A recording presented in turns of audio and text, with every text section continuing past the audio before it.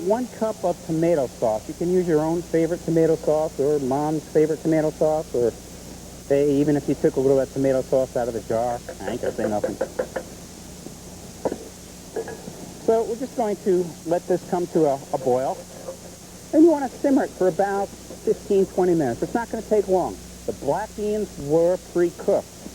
You can pre-soak them from the night before, or you can also take and just boil them up separately for about 45 minutes to an hour.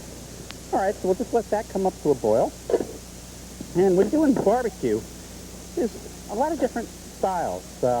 You have a southern style from the Carolinas. You have another style from Texas. Well, what we have here is almost a Tennessee style barbecue, which is called a smoked pork. And this pork has been on our smoker for about 8 to 10 hours. We had Steve and Jack, our two technicians here on the crew. They came out here, about 3:30, 4 o'clock this morning, and they got this fire going for us. And what we do is we take and we use our spice rub on the pork to flavor it for about 2 days ahead before we even smoke it. So we rub it in good. We let the flavors begin to age the meat. There's no salt in the pork rub. There's paprika, there's thyme, there's rosemary, there's powdered garlic in there. So many great seasonings and flavors. Then we just take it and put on a smoker with hickory wood, a charcoal smoker, a water smoker, and the water pan will have in there a beer, water, different types of vegetables. So that would go on the smoker for about 8 to 10 hours. And in the meantime, what we're going to do is we're going to finish this pork off here. And, you know, I think we made a lot of progress during our first season, because I run into people and they say, yeah, I don't have my husband stab that meat anymore with the fork, and they keep the juices in there. But you see how the meat is just pulling away here? That's exactly what you want. So what we have here is our pork butt, and what we're going to do is we're going to make a pork butt with a kick sauce. So, well, I don't have to finish it, so you can put the two of them together. Let's flip over our chicken breast. A good sear on each side. And we'll just put them over on one end. And then what we're going to be able to do is move our sauce over here for the pasta, and we can bring up our pot and begin to preheat that for the kick. What we have here is a very, very, almost a sweet and sour type sauce. We just need to take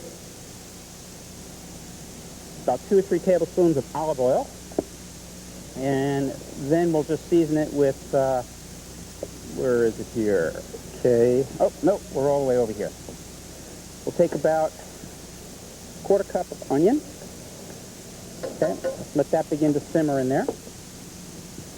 And then we have the juices in here from the pork after it came out. Remember how I always mentioned the juices pull out, let the meat relax?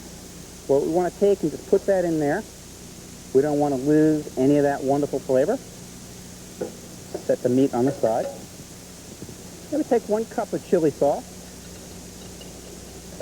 Now, remember I said this recipe, or the sauce, is called with a kick. We have some really spicy, hot serrano peppers here, and just want to take and chop them up, and it really gives a good contrast. You know, that meat is going to be so tender, it's just going to be flaked apart. But this is going to be quite a surprise later on. And to this, we'll add a little bit of vinegar. This is a balsamic vinegar, about 1/4 cup of balsamic vinegar.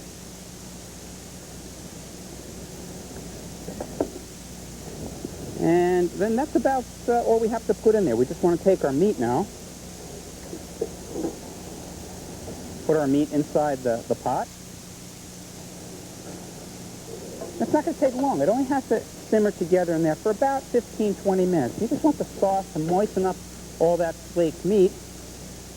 And we'll just add some of the peppers on top. You know, it is fully cooked. So all we are doing at this stage is just reheating it. That's all.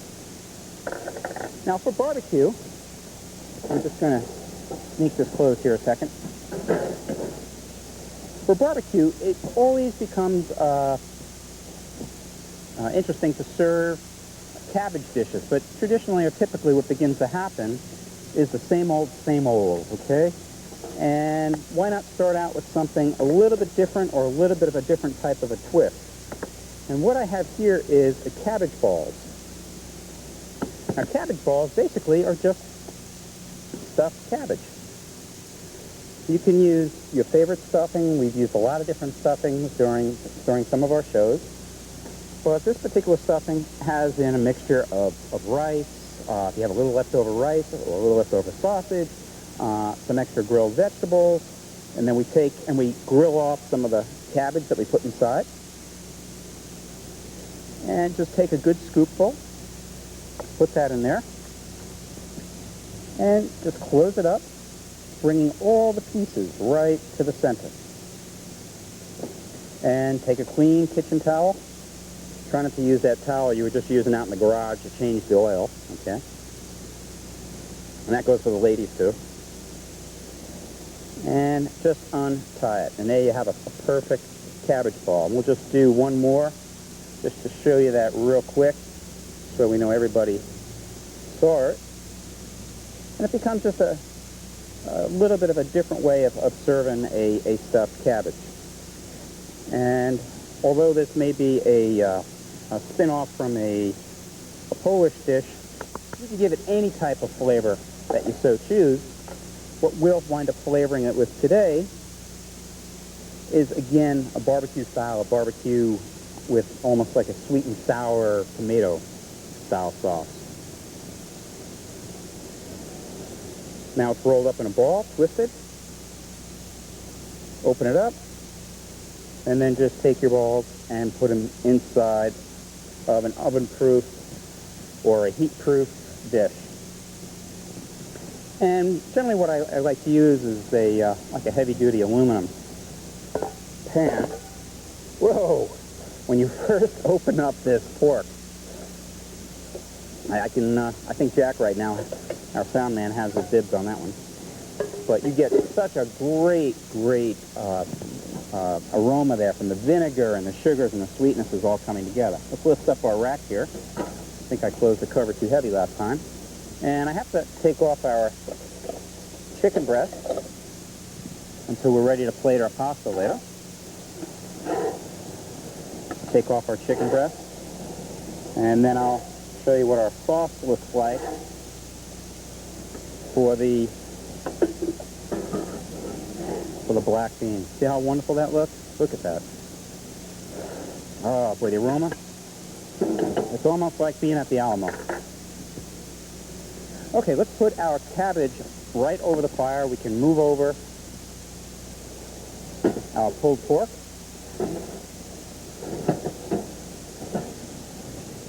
And we're going to put our cabbage right on the fire over here. And I'll show you what we're going to do for our sauce. Again, we're going to take a little bit of vinegar, about a quarter cup of vinegar. We're going to take about 2 tablespoons of honey. And if you have these squeeze bottles, they come in kind of handy when you're outdoors, outside. I'm going to take about a quarter cup of red wine. We'll take a half a teaspoon of hot sauce, and then just a little bit of thyme and rosemary. And you see how easy that all becomes.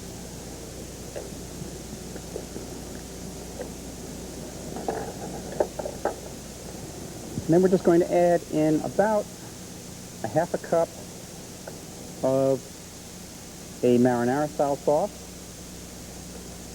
and just let it begin to bake in. The cabbage leaves, by the way, are not raw. They were just immersed in boiling water for about 2 minutes, or just until they soften up.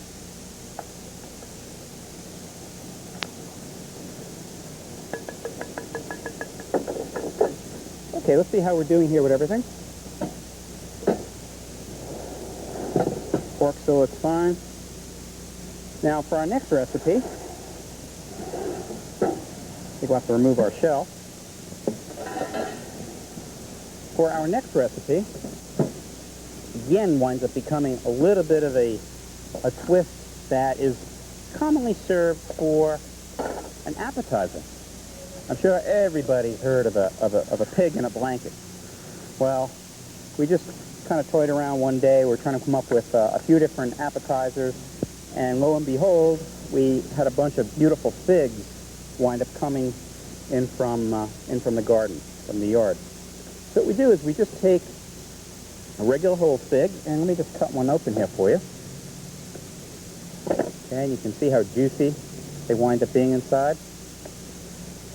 You know, not every kind of a fig comes inside of a Newton, okay? These are what the figs look like before they're dried out. So what we want to do is just take and wrap our fresh fig, and then eat the other half of the fig while you're doing this. Wrap the fig in some smoked ham, or what we're using here today is a little prosciutto, and put them on a flat skewer, or you could even put them on a wooden skewer. If you use wooden skewers, take the wooden skewers and soak them in water for about a half hour before you use them. And then you'll find that only the food will cook on the skewer, and everything won't necessarily burn up. Okay, we'll just take our figs. We're going to put our figs on a plate, just so we can put a little bit of olive oil on top of the prosciutto. Now, the prosciutto is like a smoked ham. You can use quite a few different substitutions. And just brush that in. Now you'll have the sweetness from the fig. You'll have the saltiness from the smoked ham. And let's just bring over our pan. We'll cover our cabbage. Our pork is boiling away. Now, very important, I'm just going to bring this up because we want to let that pork rest a few minutes before we start pulling it. Okay, let's go on with our figs on a high heat. Now, all you're really doing is you're slightly warming that ham.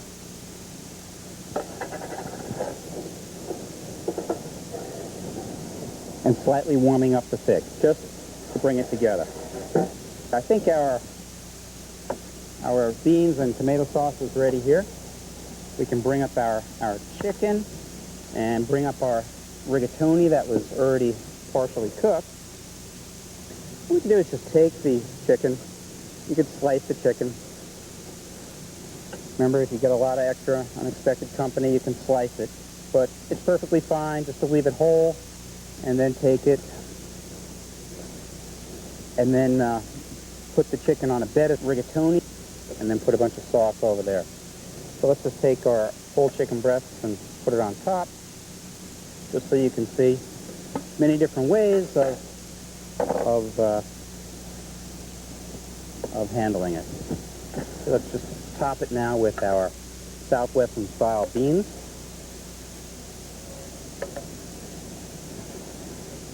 Our beautiful black beans with tomato sauce.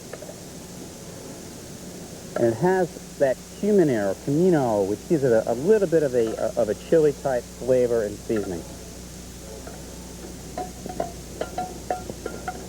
And of course, I know what I'm going to do is I'm going to take and put some fresh grated cheese right on top of it.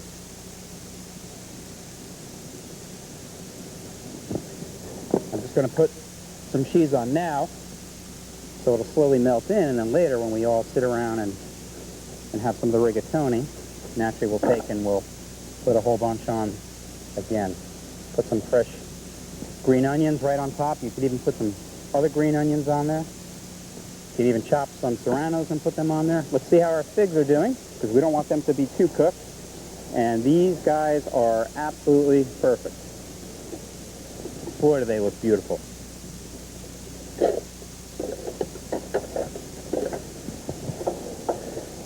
Remember, these figs are just an appetizer, right?